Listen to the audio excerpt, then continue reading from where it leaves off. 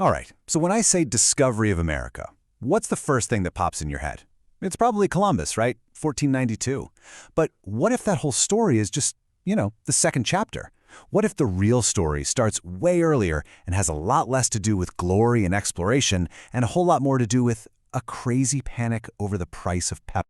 So to get this story right, we're not starting in Spain. No, we're heading way, way back, 500 years before Columbus was even born. Picture this. The year is 1000. We're in the freezing North Atlantic, and there's a Viking longship, captained by a guy named Leif Erikson, just completely lost at sea, blown miles and miles off course. So imagine you're on that ship. All you've seen for days is just gray. Gray sky, gray water. You're expecting more ice, more rock. But then, through the fog, something impossible. It's green. It's trees. This is not Greenland. Without even realizing it, Leif Erikson has just laid eyes on the coast of what we now call Newfoundland, Canada. So what do? They land, of course. They build a small settlement, and they call this new place Vinland. And just like that, bam, the first Europeans have officially landed in the Americas. And they've done it almost half a millennium before Columbus even set sail. Think about that, 500 years ahead of schedule. Okay, but here's where it gets weird. They don't stay. They find a whole new continent, and then they just leave. Within a few years, Vinland is totally abandoned. The whole memory of it just fades away into legend. And for the next 500 years, nothing. The door between the two worlds just slams shut. So that's the real mystery, isn't it? Why did they leave? And what on earth happened 500 years later that made Europe so desperate to try again? All right, now let's hit pause for a second because we have to talk about that word discovery. You can't really discover a place where millions of people already live, right? So when we say that, what we're really talking about is the moment that Europe's world collided with this other, much, much older world.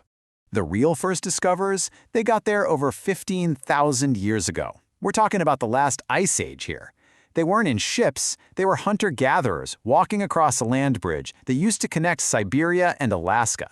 And from that one spot over thousands of years, they spread out and populated 2 entire continents. It's incredible. They adapted to literally everything, from frozen tundras to the thickest rainforests. And listen, this was not some empty wilderness waiting to be found. By the time we get to the 1400s, the Americas were buzzing with incredible civilizations. You had the Aztec Empire with its capital, Tenochtitlan, a city literally floating on a lake that was bigger and cleaner than any city in Europe. Up in the Andes Mountains, the Inca built a road system that would make the Romans jealous. And all along the Mississippi River, you had these massive cities built around giant earthwork mounds. We're talking about a world brimming with culture, engineering, and millions of people. But here's the crazy part. You have these 2 massive populated worlds, and they have no idea the other exists. They're completely cut off. For Europeans, the Atlantic Ocean wasn't a body of water. It was a wall. It was the literal edge of the world on their maps, a place filled with monsters and endless void. No one in their right mind would try to cross it. So, what changed? What could possibly happen that would make sailing off the edge of the world suddenly seem like a great idea? Well, believe it or not, the answer isn't out on the high seas with brave explorers. Nope, the answer is in a kitchen. The whole reason for the age of exploration, the thing that pushed Europe out onto the open ocean, it all comes down to spices. Yeah, it sounds a little nuts to us today, but back in the 1400s, spices were everything. We're talking about stuff like nutmeg, cloves, black pepper. It was literally worth more than gold. Why? Well, it wasn't just for flavor. Spices were how you preserved meat to survive the winter. They were a huge part of medicine. And of course, they were the ultimate way to show off how rich you were. All this stuff flowed from Asia to Europe through the famous Silk Road. And for centuries, this system, it worked just fine. It was expensive, but it worked. But then we get to one single year, 1453. And in 1453, everything broke. The Ottoman Empire captures the city of Constantinople, the main gateway between Europe and Asia.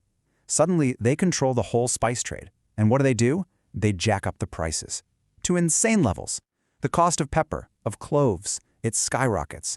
European economies start hemorrhaging money. It was a full-on crisis. They were desperate. They had to find another way to get to Asia. So basically, 2 big ideas hit the table.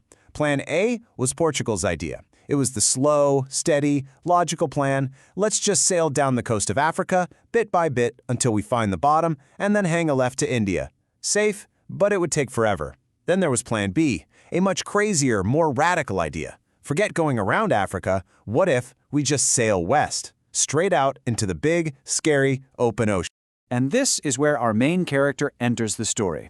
The guy pushing this radical idea was an Italian sailor named Christopher Columbus. He was ambitious, super religious, and, let's be honest, a little bit arrogant.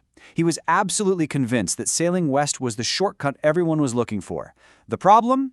His brilliant idea was based on just some epically bad math. Okay, first things first, we gotta bust a huge myth right now.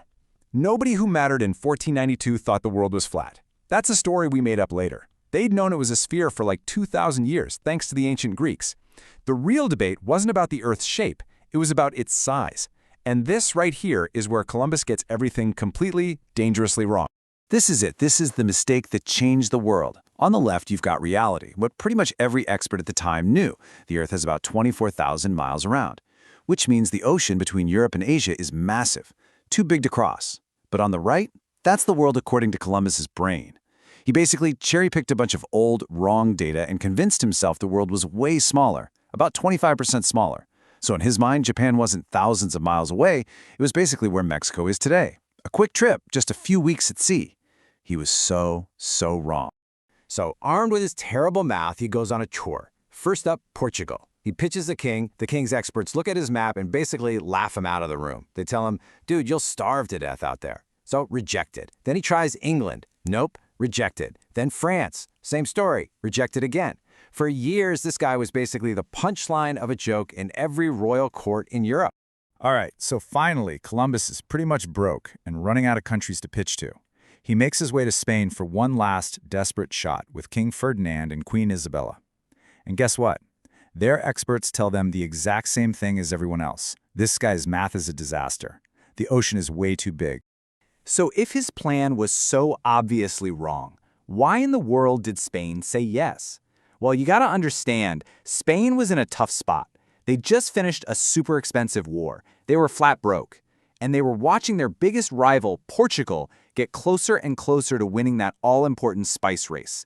And right then, this guy Columbus walks in. And he's not just promising spices. He's promising gold, glory, new lands for an empire, and a chance to spread the religion. He's selling the whole package.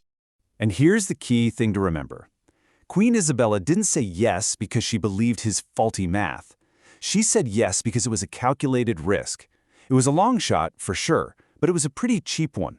For the price of just a few ships, the potential reward, beating Portugal to the riches of Asia, was absolutely massive. It was a gamble worth taking. And I mean, it really was a small gamble. She didn't give him some huge, glorious fleet. She gave him 3 pretty small ships, the Nina, the Pinta, and the Santa Maria, and a crew of around 90 guys. That's it.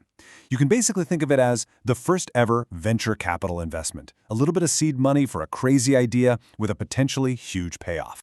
And so, in August 1492, he sets sail. Columbus is fueled by absolute self-confidence and a map of the world that is completely, totally wrong. He thinks he's headed for Japan. He has no clue, no idea whatsoever that he's about to literally crash into 2 entire continents that were just sitting there, waiting. An obstacle so huge it would save him from his own terrible math. So what happens next? Well, that's for part 2. We're going to step onto that ship with him. We'll feel what it's like to sail into nothingness, with a terrified crew on the verge of mutiny. And we'll be there for that one single moment when a voice from the crow's nest shouts a word that will change the history of the world forever. You won't want to miss it.